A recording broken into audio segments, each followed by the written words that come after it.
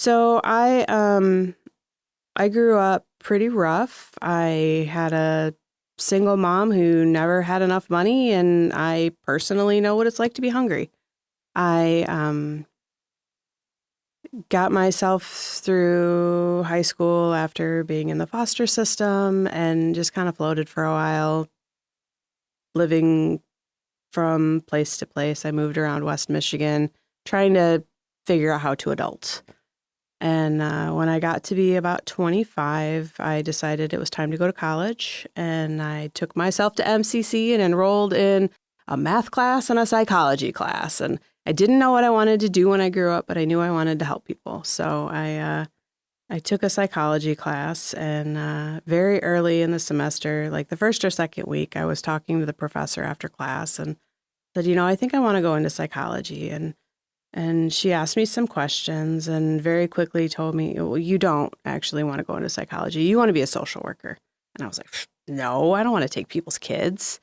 And she was like, no, that's not what social work is. That's social services. That's different. You need to do me a favor and do some research this week. And I'm old enough that this was pre-easy internet. So I actually had to go to the library and look up what is a social worker. And I did. And I was like, oh, she's right. That is what I want to do. So I enrolled myself in the social work program at Grand Valley and finished my bachelor's and got my master's. And very quickly, this August, I will have worked for the county for 20 years, which I don't know how that happened. Blink of an eye. Yeah, really. But I worked for the Juvenile Detention Center a few times. I started off there as a youth specialist while I was going to grad school, and then came over to the community mental health, and then went back to the detention center as the program manager, and then came back to Health West now, where I am a youth services manager, and I manage about half of the youth department teams.